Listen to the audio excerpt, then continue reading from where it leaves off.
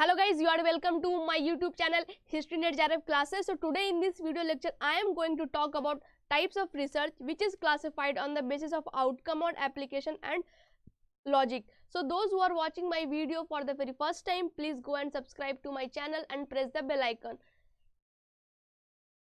In the previous video I was talking about classification of research on the basis of objectives, under which I have dealt all these types of research.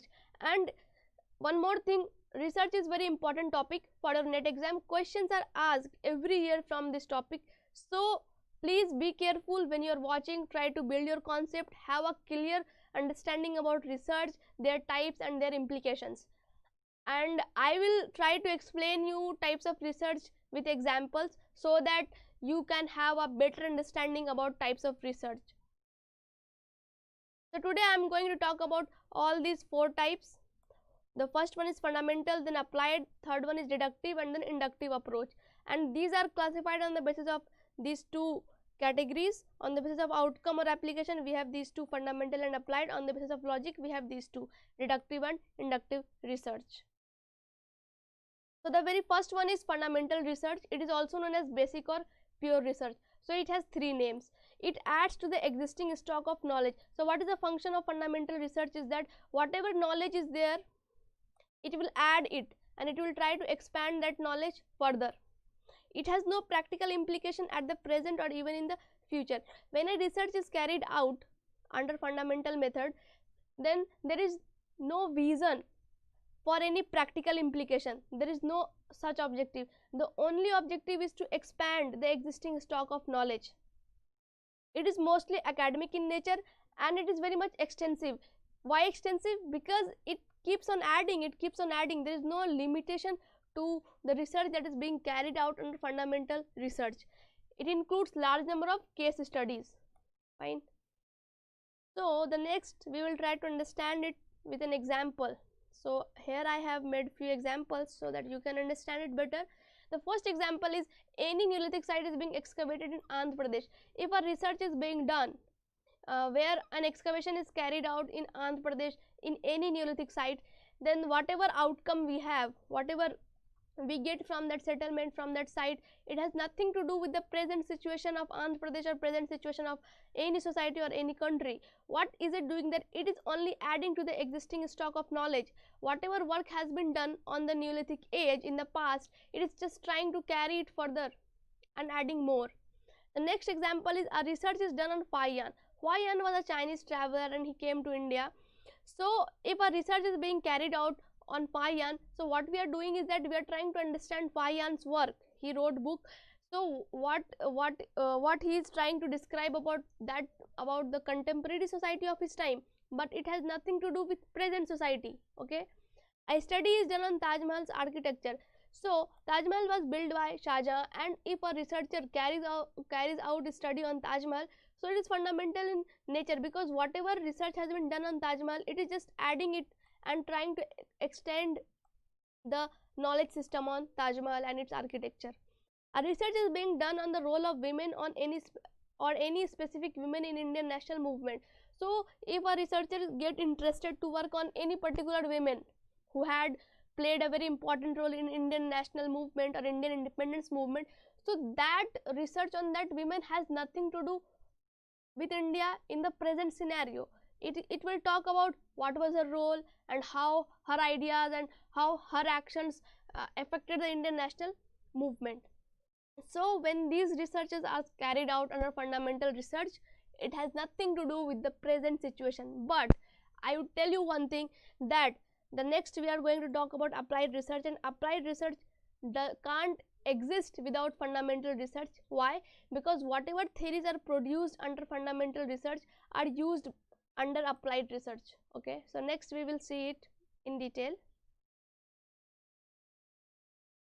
So the applied research is done to solve the specific practical questions facing in the society. Whatever is a present problem of any society, that can be solved through applied research. Please remember this, because questions are being asked in the NET exam again and again on this, so it is very important. Applied research is very much innovative. Why we are calling it innovative? Because it is always done on the basis of basic research and can be carried by academic or industrial institution. It is always done on the basis of basic research. Whatever theories are being produced by basic research, pure research or fundamental research, that theories are improvised and then it is being applied to solve the problem of any society. And it is intensive in nature. Why? Because it is limited to particular society's problem, it is limited to particular objective, it is not universal in nature. So we will have few examples to understand this applied research. The very first one is, I study is done to build students' interest in mathematics. Say there is a class and there are few students who have no interest in mathematics. So to generate students' interest towards mathematics, we have to apply applied research. We have to solve this problem because it is a problem of a class where few students are not interested in mathematics. So we have to look into the reasons and then we have to give the solutions. Next example is to cure a specific disease. Right now the whole world is facing pandemic, so the research is being done to generate any vaccine or medicine to combat this disease, to combat this viral disease. So this is called applied research, because whatever research is being done, it is done to solve the problem. And pandemic is a problem of the society, whole economy is stumbled, everything has stopped, people are being in home, they are working from home. So to cure this viral disease, to overcome this disease, research is being done, then it comes under applied research. Next example is investigating factors that improves workers' productivity. If there is an industry or any working place and their workers are not being so productive, even though they have so much potential to be productive, so the investigation is done and then the solution is being provided, that what is the reason behind that. Next example is, a study is done to make women more aware of their rights. So for example, lots of women are not aware of their fundamental rights, not aware of the legal rights, they don't know, they don't understand the concept of right at all.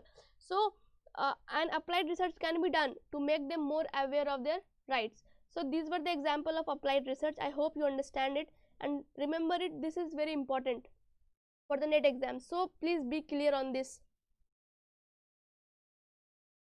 Here I have made a chart to understand the basic differences between this basic research and applied research. It is theoretical in nature, it is practical in nature, it generates theories and it applies those generated theories to solve the problem. It is universal, it is limited, it is more focused on internal validity and it pays much attention on external validity. About validity I have discussed in my previous videos, so please go and watch them. You will have a better understanding about validity and what it means by internal validity and what is external validity. Next we have inductive research or inductive approach. Okay, so in inductive research the movement is from specific to general. First we have specific data and then we try to generalize. So it involves three steps. The very first one is observation. We try to observe different phenomena that is going on, then we search for a pattern, that what is the pattern that all these phenomena are following, and then finally we reach to a conclusion that we generalize. Okay, so up to what extent these things can be generalized. It is also known as bottom up research. So next we have examples to understand this. So I have already told you that under inductive the movement is from specific to general. So here we have an example. Shreya has two hands, this is one event. Ram has two hands, this is another event, and Raja has two hands, this is another event. Not event, these are the characteristics. So we have all these three. Then under inductive approach observation is made and then we look for a pattern and then finally we conclude. And what is the conclusion? That all human beings have two hands. So this is an example of inductive research or inductive approach. So please understand this. So if you remember this example, you can easily remember inductive approach.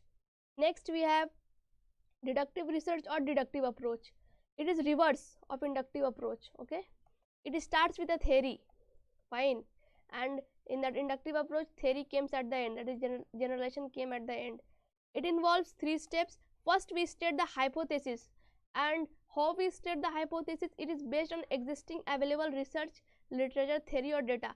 like whatever is being produced under fundamental research, on the basis of that hypothesis is being stated. Then data is collected to test that hypothesis, and finally what we do, whether to accept or reject the hypothesis based on the data. So it also involves 3 steps. It is known as top to down or general to specific, that is reverse to inductive approach. Example is here. Yeah, so all human beings have 2 hands. So this is a general fact, this is a theory. Okay, this is a theory, because I have told you that deductive approach starts with a theory. So this is a theory. Then we look for the data. So these are acting as a form of data, that is Shreya has 2 hands, Raja has 2 hands. Finally, then this is the third step, that we will reach to a conclusion that Shreya is a human. So from general we move to specific, and in inductive we were moving from specific to general. So these are the reverse things. So similarly we can also say that Raja is a human. I hope you understood this example, that from general we start and we conclude with the specific data. So guys, this was all about for today. I hope you may build your concept on this. So in the next video I will be discussing on types of research classified on the basis of process or inquiry mode. So how you like the video, please do comment in the comment box below. Subscribe to my channel, like my videos, share it.